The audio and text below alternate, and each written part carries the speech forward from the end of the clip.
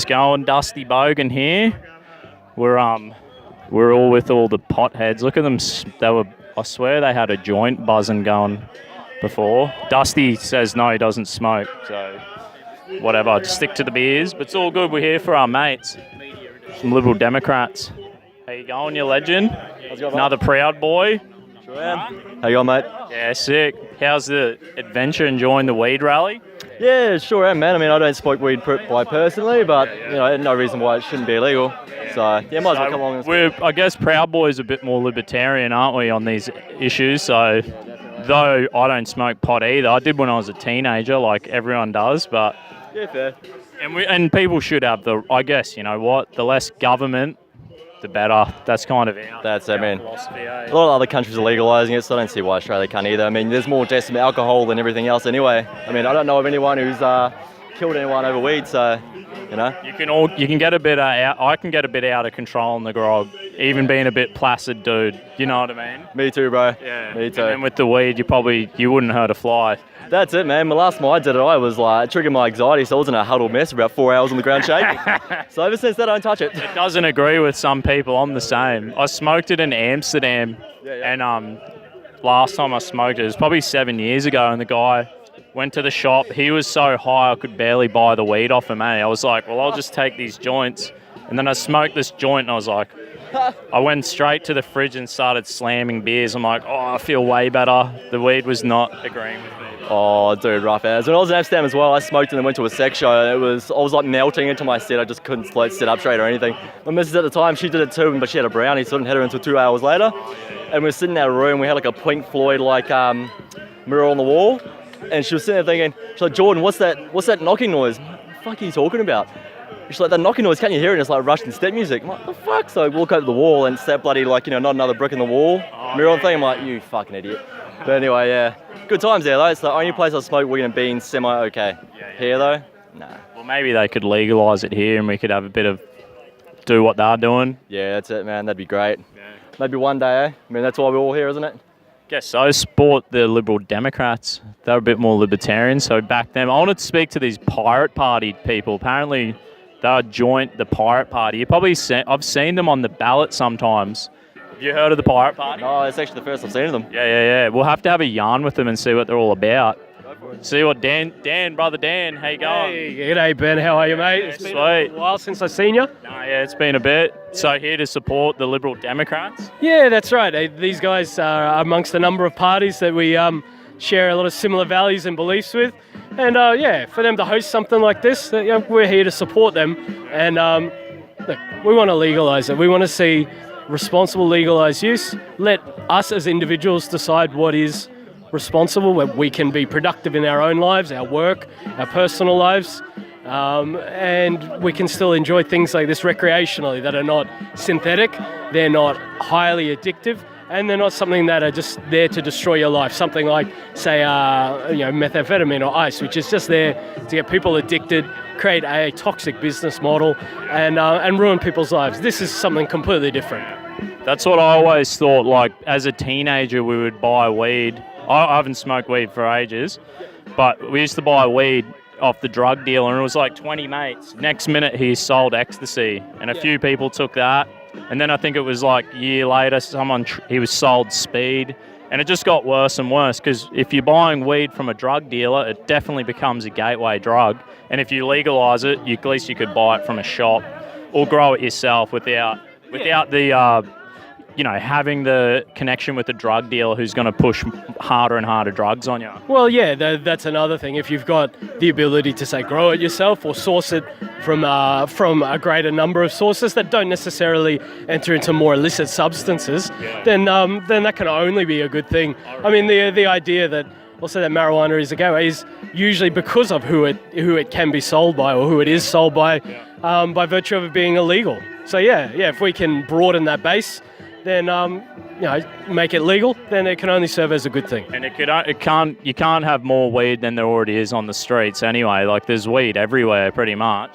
Well, look, I think if you needed to find it, that it wouldn't be a challenge to do so at the moment. So, and look, losing the battle, having it illegal, they're losing the battle. Well, getting onto the illegalities, I mean, Look, think about how much it costs us to put someone who's in possession or who's selling. How much does it cost us to put them through the legal system, to put them in jail? I mean, if you catch someone in possession when it's legal or whatever, what's cheaper? Giving them a $25 voucher to go get Domino's home delivered, feed them for one night, or a year in prison, give them meals for a whole year in prison? Yeah. What benefits society the greatest? Yeah. And look, I really think that having the government in control of this sort of thing and making it illegal, it doesn't serve the purpose. Times have changed, and a lot more people have become educated on the issues, educated on the benefits, and it's not just smoking it that we see as a benefit. It's the products such as CBD oil. Yeah. So, I mean, if you're in a situation where you've got chronic pain, you go to the doctor. What can you get? Oh, well, you can get all of these opioids, endless opioid painkillers. Well, they're addictive. The amount of side effects they have is a mile long. Whereas if you give people the alternative, look, CBD oil, this is a natural product. Yeah. There's no additives. It's coming from a natural source. Well, look, you've got that option. At least give people that option. And like the pain relief, even people will probably turn to weed at the moment for pain relief if the painkillers don't work for them, because painkillers can give you other side effects. So people go to the weed. If you could source the CBD oil or whatever it's called, it's probably better for you in the long run than taking heavy painkillers. So I'm all down for that. And then the risk of someone using weed as a painkiller is they could have the psychotic negative side effect. That is not, maybe they don't need it for the high, they just need it for the painkiller. So Well, that's right. I mean, give them the option. think about even elderly people. Like, if your nan's sick, you don't want nan high as a kite 24 hours a day to treat her back pain with the psychoactive. And you can be worse on them bloody painkillers. Yeah, exactly. I mean, if they're on opioids, that's a whole nother level for them again. And then they become addicted. They get tolerant. They build up a tolerance. They become addicted. Whereas you take out THC from the mix and you give them CBD oil, you're healing or you're soothing their pain. You're treating their chronic pain symptoms, and you're giving them a better quality of life. They're not high as a kite. They're not in pain. They're able to function and be the people that you knew them as before. I wonder if the pharmaceutical companies, they would be like, nah, we don't want to legalise this because it might get rid of make a lot of medication obsolete. If it's effective, Well, at the moment, there's certainly a massive opioid crisis in, say, the United States, and these pharmaceutical companies are now being held accountable, and the doctors that overprescribe opioids are being held accountable. So they need to diversify their market, because I think that a lot of them could end up in jail for what they're doing. They're pushing these opioids that they know are going to harm people. So yeah, having a natural alternative. Hopefully the God Emperor bloody throws them away with Hillary. Sure. I mean, look, I think that all of these people that are uptight with Trump and they have the Trump derangement syndrome, maybe cannabis and CBD oil could be a good treatment for Trump derangement syndrome. Yeah, I totally reckon. Maybe it will chill out the radical. It's like the gays they're getting a bit militant. The vegans are getting a bit militant. Maybe they could just have a bit of a... Well, yeah, I mean, some of those plant-based burgers, a few drops or whatever it is, we'll get a bit more... Get the balance right. Yeah, that's right. Lower them stress levels. That's right. So, no, look, it is a positive thing, and I think if people exercise their rights in a positive manner, if and when it is legalised, and they show that, look, I can still function as a good citizen in my country, that I'm not a dropout, I'm not going to get hooked on this and do nothing all day, I'm not going to live like a doll bludger. And the other thing, if we get the right party to implement it, it's not going to be taxed through the nose. For my mind, the Greens Party do want to legalise it. They go, look, we want to legalise it. We want 100% government control, and just because we want to tax it. All right? Well, Bill Shorten, he's got a lot of promises and he needs to raise a lot of taxes. So I'm sure the biggest problem is with them, they'll stuff it up. That's why you need the Liberal Democrats.